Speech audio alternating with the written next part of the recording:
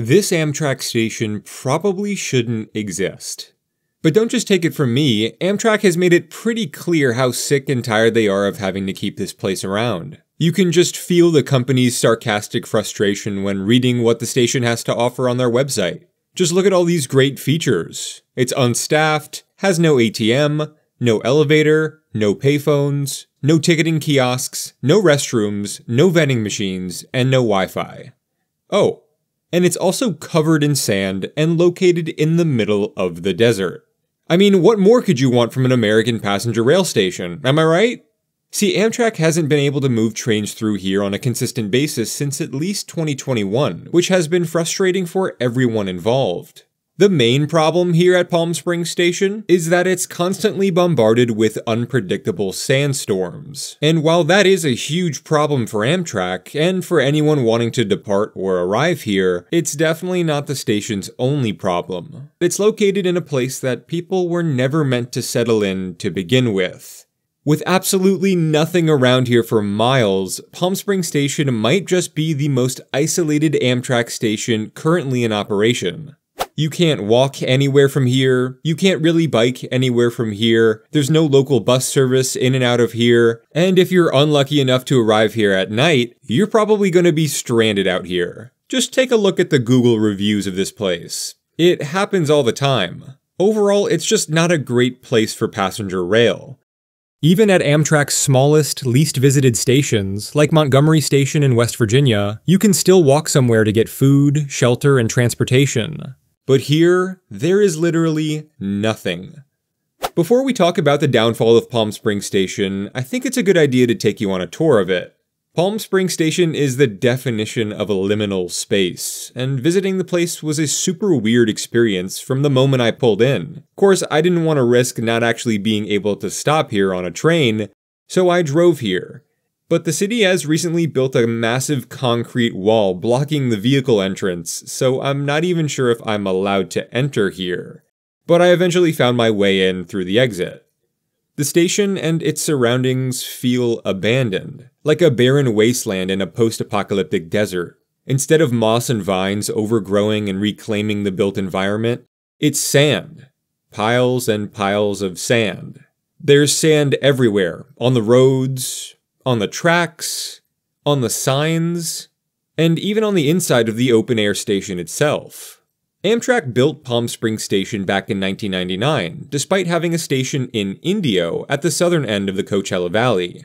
Indio was actually the site of the Palm Springs area's original rail station, built all the way back in 1876. Back then, Indio Station was a two-story train hub and hotel building built and operated by the Southern Pacific Railroad as a water and refueling stop.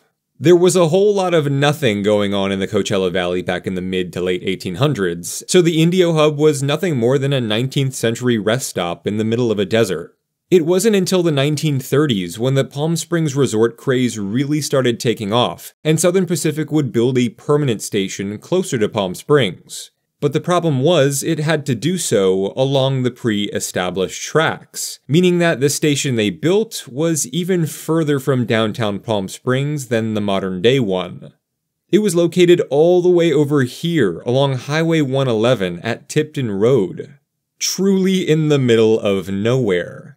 That 1930s-era station was abandoned and demolished in the 1970s. This was a time when America's passenger rail companies were in the midst of trimming the fat from their route offerings because Americans became addicted to their cars and relegated the railroad.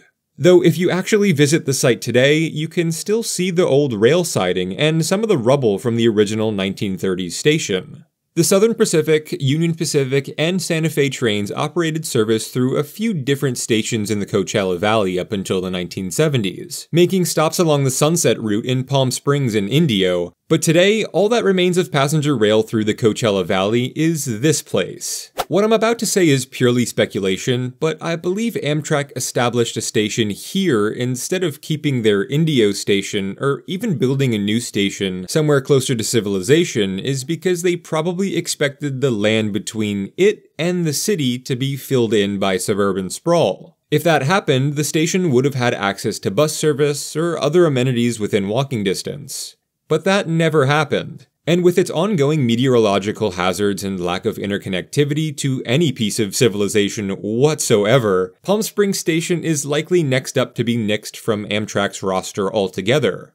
If you want to take a train to and from Palm Springs Station, read the warnings and prepare for the worst. Amtrak's website tells you exactly what'll happen if service here is unavailable. And the last thing you want on your Palm Springs vacation is to end up in Los Angeles, Pomona, or Ontario if the weather goes south.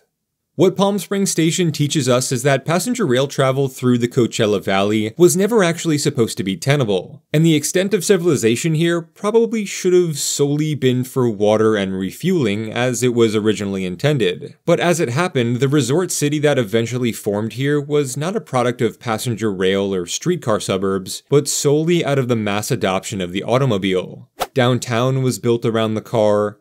Marilyn Monroe and Frank Sinatra's suburbs were built around the car, and thus it only made sense for the train stations here to be built around the car too. But this was never how efficient train travel was supposed to work. At least it's not how it ever worked in Europe.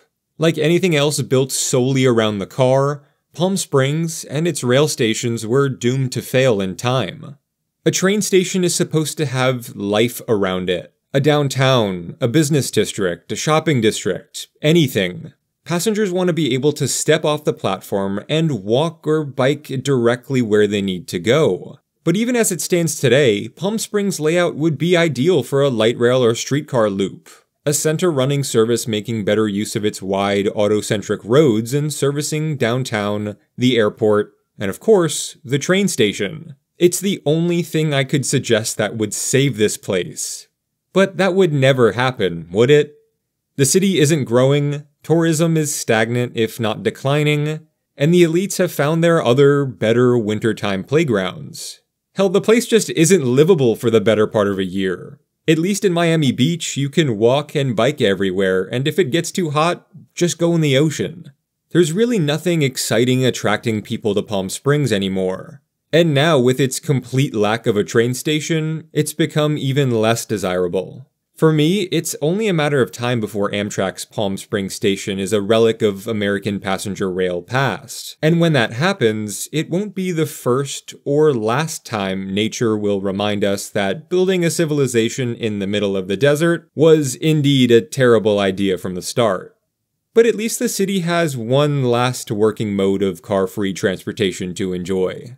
And I have a video all about it coming next week. So stay tuned and make sure you're subscribed so you don't miss out on any future uploads. For now, I'll see you next week from Palm Springs, and also from 4th place.